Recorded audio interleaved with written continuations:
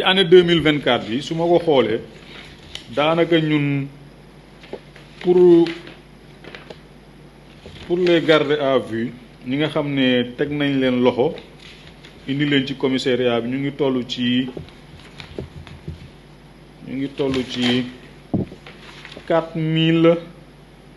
4265 personnes.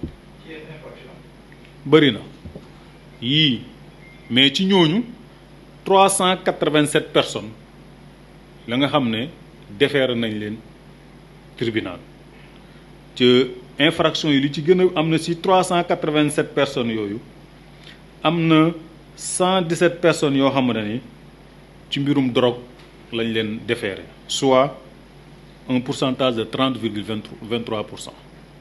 si 387 personnes yi nga xam ne présenté lañ leen 117 yi mbirum trafic la, consommation drogue la. drogue boobu nag mu chanvre indien, ecstasy et cetera.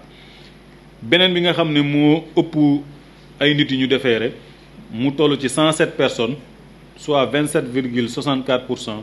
yooyu yëpp mooy infraction yi nga xam ne laal na ci alalu jàmbur, jël alalu jàmbur, yàq alalu jàmbur, escroquerie, abus de confiance mooy les infractions liées au bien. kon ci mun nañ wax ne ci suñu statistique li gën a bëri ñi nga xam ne jàpp nañ leen présenté leen mbirum drogue la, bi ci topp mooy mbirum infraction liée au bien.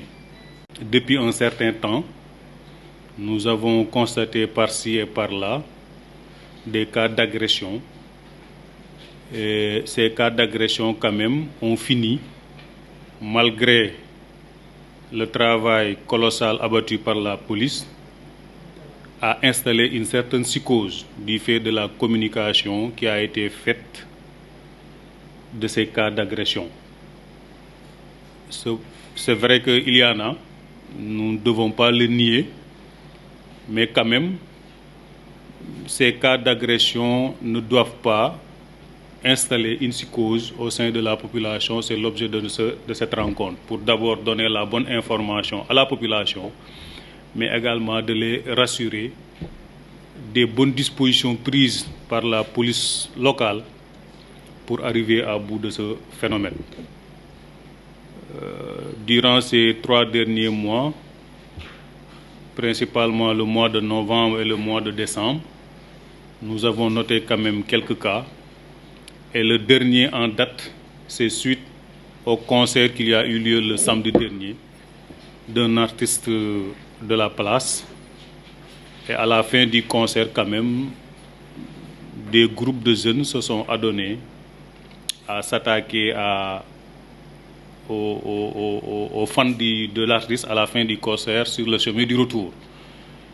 Et dès que nous avons été informés de la situation, les équipes de la BER ont été dépêchées, et par rapport aux déclarations que nous avons reçues concernant les cas de vol à l'arraché, les cas de vol de portable, une enquête a été ouverte et il y a eu des interpellations qui sont au nombre de 6 et qui ont été tous présentés au parquet le vendredi dernier. Donc, c'est pour dire à la population de Ziguinchor que la police de Ziguinchor est résolument engagée pour les protéger et pour protéger leurs biens. D'autant plus que nous sommes en période de fin d'année, et qui dit fin d'année, c'est qu'à Ziguinchor, c'est une période très festive où nous notons quand même un afflux important de personnes qui nous viennent de la sous-région, de la Gambie, de la Guinée-Bissau et des autres régions du Sénégal. Il est bon quand même de rassurer toutes ces personnes qui viennent à Ziguinchor pour les fêtes de fin d'année que toutes les dispositions sont prises et que nous ne ménagerons aucun effort pour assurer le bon déroulement des festivités de fin d'année.